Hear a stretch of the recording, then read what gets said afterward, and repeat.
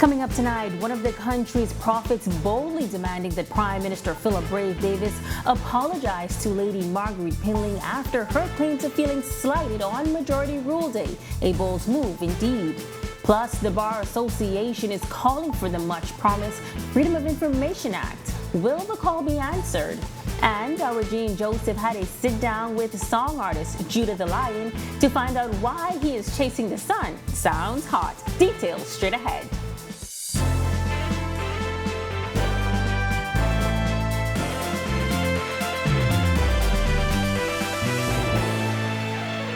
This is our News Weekend edition. Thank you so much for tuning in. I'm Megan Shepard. On the heels of the recent controversy surrounding the Majority Rule Day celebrations, Pastor Prophet Micklin Seymour, founder and president of the Bahamas and Prophecy Association, calls on the government to set the record straight about Majority Rule Day.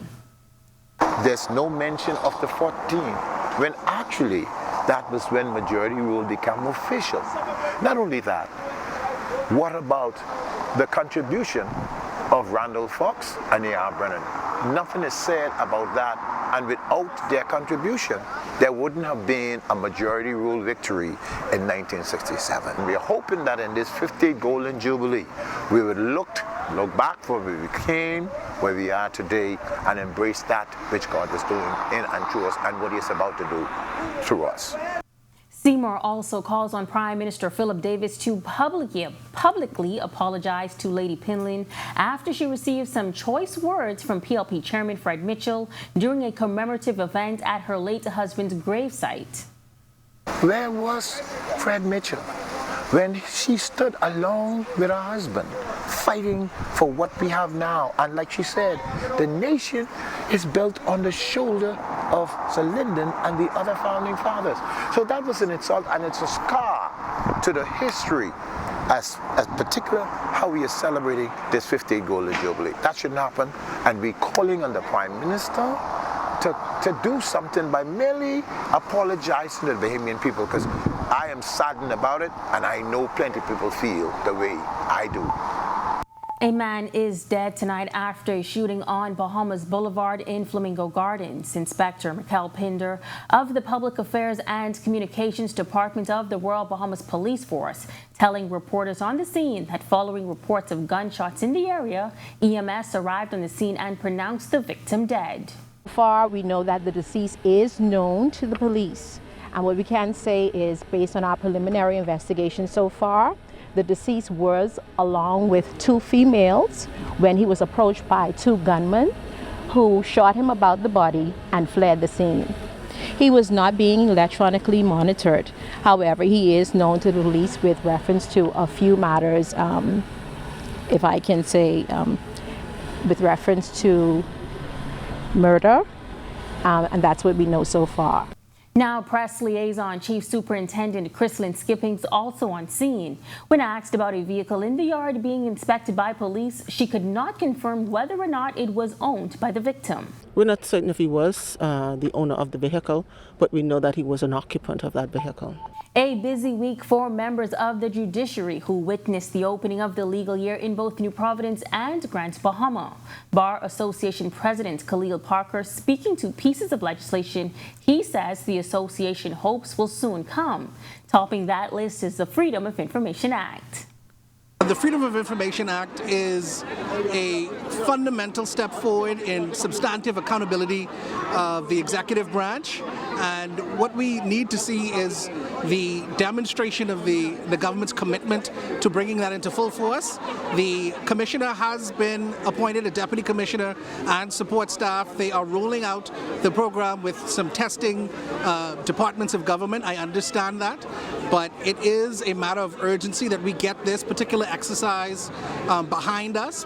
In addition, Parker says they're looking forward to the revised Legal Professions Act and Court Services Bill. The Court Services Bill is described as integral to the judiciary's ability to respond to a number of structural issues. As you note, we had the opening ceremonies at Margaritaville, which was lovely, but we want to be back in the courts. And as I indicated in my speech, we're looking forward to the development of a purpose-built Supreme Court complex, again at the East Hill Street site.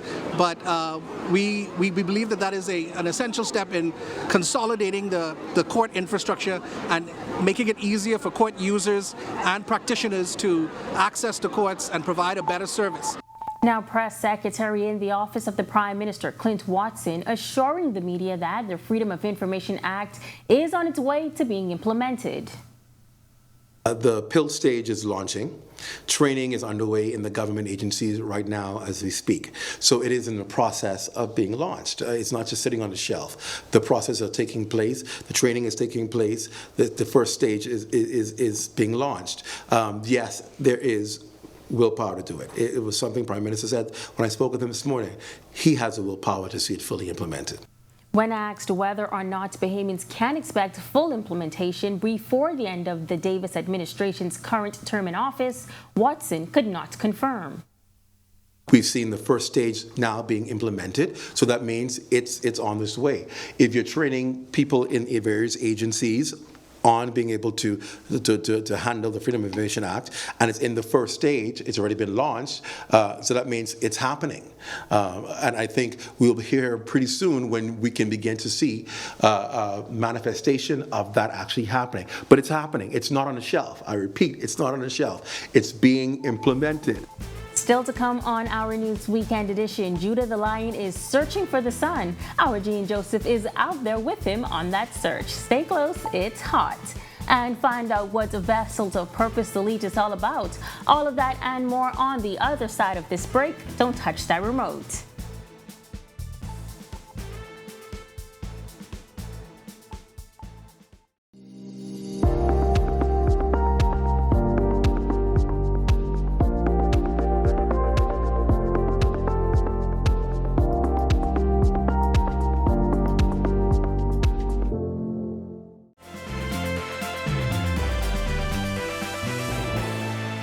The Vessels of Purpose Elite Mentoring Group, better known as VOPE, continuing to give back to the community with charitable donations.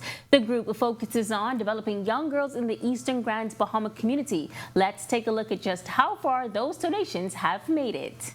For the past 8 years, Vessels of Purpose Elite Mentoring Program has been soliciting blankets they donate to local homes for the elderly.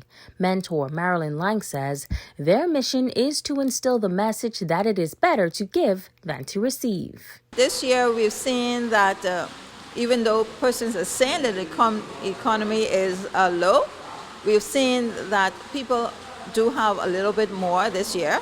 And after getting from different people, one item, two items, and putting it together, it's a collective item. It's a collective initiative. Stephanie Emmanuel is manager at Burroughs Home for the Aged, which is home to 15 residents. Ray Berther's Senior Citizen Center Administrator Albertha Hudson says they currently have 10 residents. Grateful for the donations, both women say they are always open to continued community partnership. The biggest thing right now we're facing right now is our light bill. But everything else, we could use everything that anybody else could use in their home because it's still a home. Just what you use in your home, we could use it at our home. Better to Serve You restaurant also benefiting from the goodwill of the young people. The husband and wife owners, Newton and Violet Mizik, say children are their passion and they believe in feeding the physical and spiritual. When we close, we would have them sit down and then we would give them a spiritual word and then we would feed them. And later on, the vase became bigger and bigger and bigger. And our heart, me and my husband work side to side because he loves children, and we work together with the children. And our main goal is to reach the children. See, we are passing and they are going, they are the future. So if we can make a deposit in them, we are blessed, and I thank God for that. And on the other side of the break, Day Robbers. We knew it was coming. A Junkanoo group out of Exuma is not happy with that island's Junkanoo parade results. Stay close. And Day Roberts is not the cry of the one family Junkanoo group. The JCNP chairman has his say on the double win for that amazing group. Those details when our News Weekend edition returns.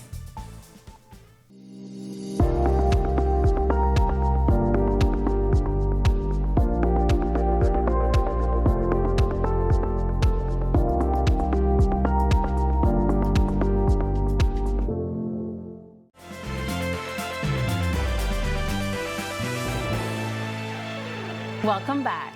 A new tourism initiative is seeking to capitalize on the country's multitude of natural resources in a more meaningful way. The project, in partnership with the National Trust, seeks to protect and preserve sustainable tourism.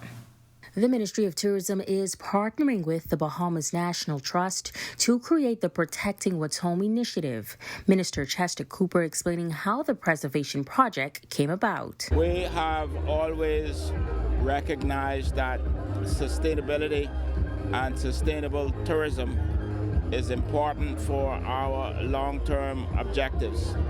75% of tourists who come to our shores have said in our surveys that sustainability is important.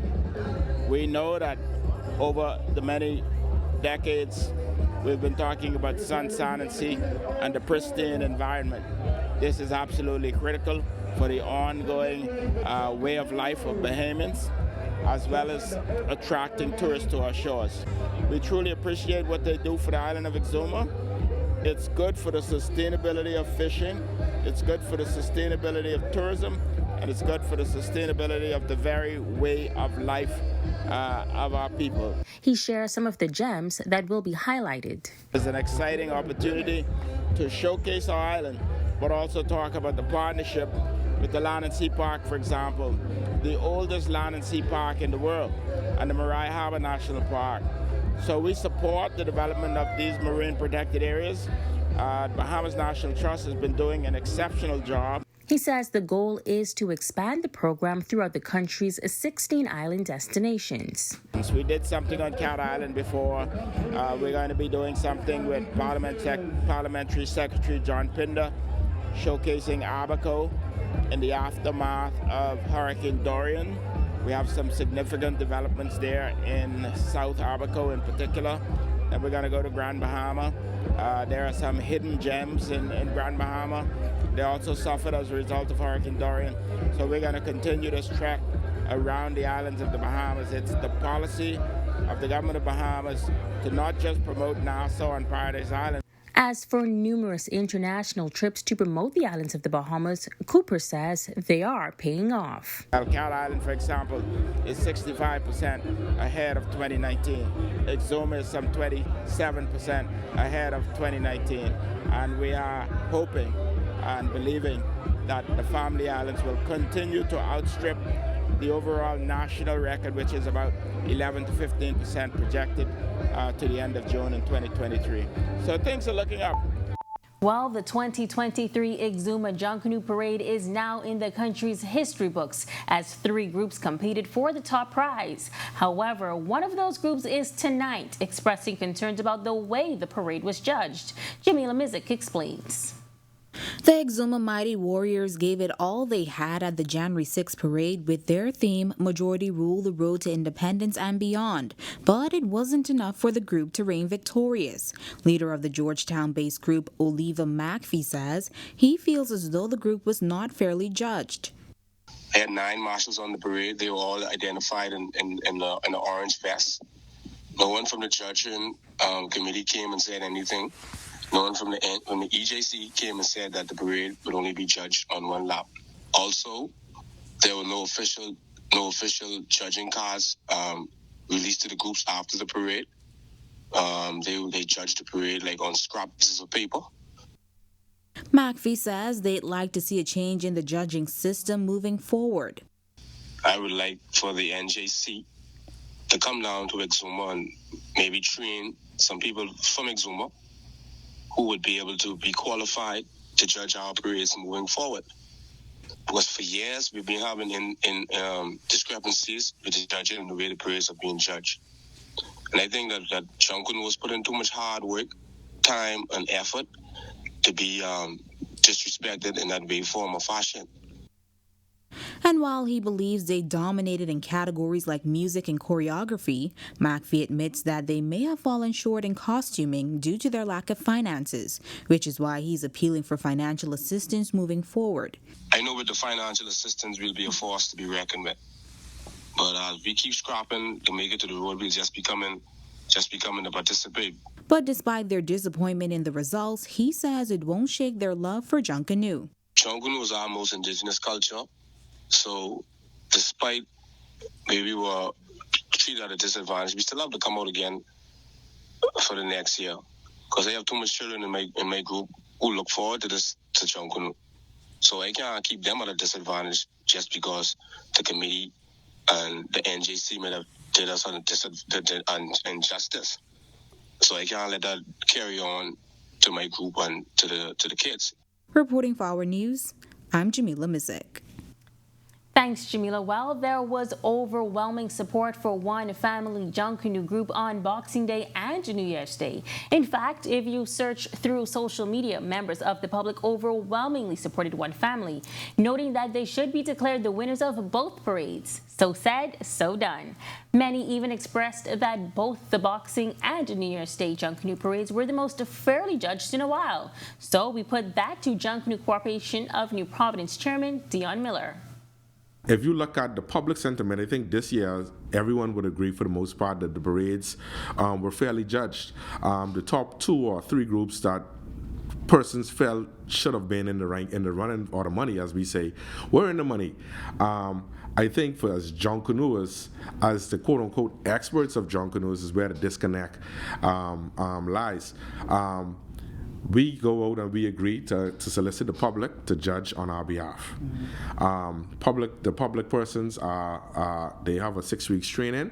Those training are conducted by Junkanooers. So Junkanooers essentially teach these persons what they should be looking for.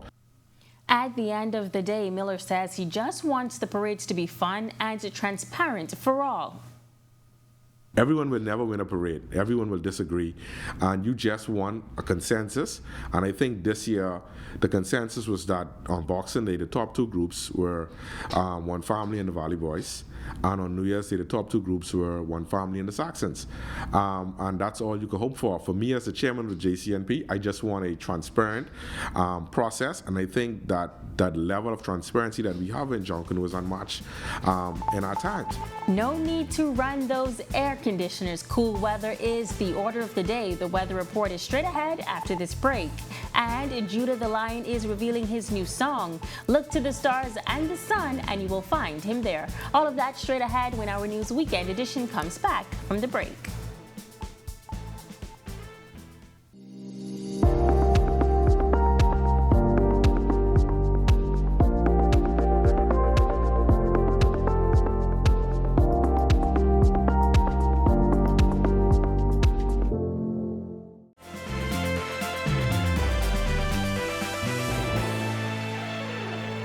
Welcome back. We know you're enjoying this cool weather, but how long will it last? Let's take a look at the answer to that question.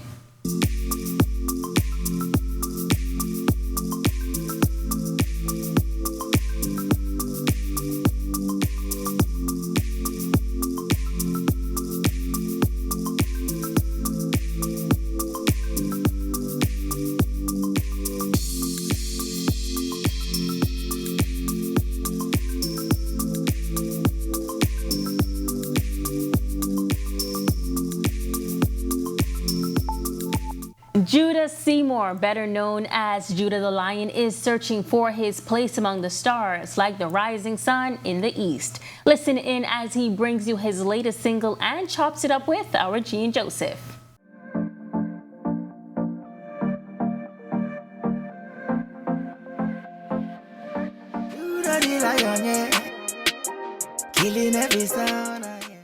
Judah the Lion grew up like most of us, enjoying sitcoms, movies, and music. He took things a step further, creating jingles and singing out loud whenever possible, but it was just a dream until a schoolmate encouraged him to take his music more seriously. So serious, he's an artist as well. He started DP's Records, and he had some recording equipment, and he remembered me like doing the same thing, like singing to myself around the school and stuff like that. And he's like, he remembered like I had a voice, and he wanted to see if it'll translate, and it did through recording, and then I just started recording songwriting from there.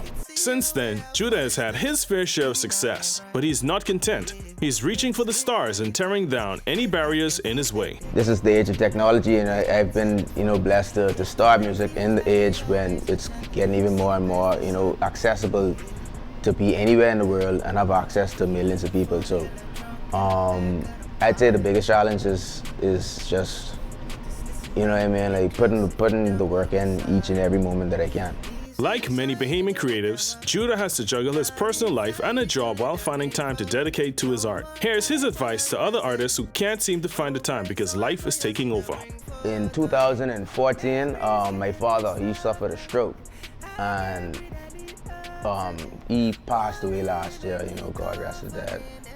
And so from that span of time, I've been like basically, I was one of the primary caretakers for him. So it was that blended with, the work life, blended in with, trying to make opportunities happen in the music life as well. So yeah, like real life happens, you know what I mean? While you have dreams and goals, real life happens in between that. So you have to find a way to balance between all that. Judah knows that despite whatever gloomy weather or storms we may face, the sun will shine again. And his newest single, The Sun, is a reminder of that. Even in like dark times, you know that the sun is gonna come out the next day. For sure, like I've never seen a day that the sun didn't come out. So, you know what I mean? Like in the toughest time imaginable, just keep going, keep looking forward to the next sunrise. So that's basically what the message is. Listen to the sun and remember to keep your head up. Even when the road is hard, never give up. Reporting for Our News, Arts and Entertainment, I'm Gene Joseph. Great story. Thank you, Jean. And thank you for joining us for Our News Weekend Edition. On behalf of the entire team, I'm Megan Shepard. Have a safe and wonderful evening.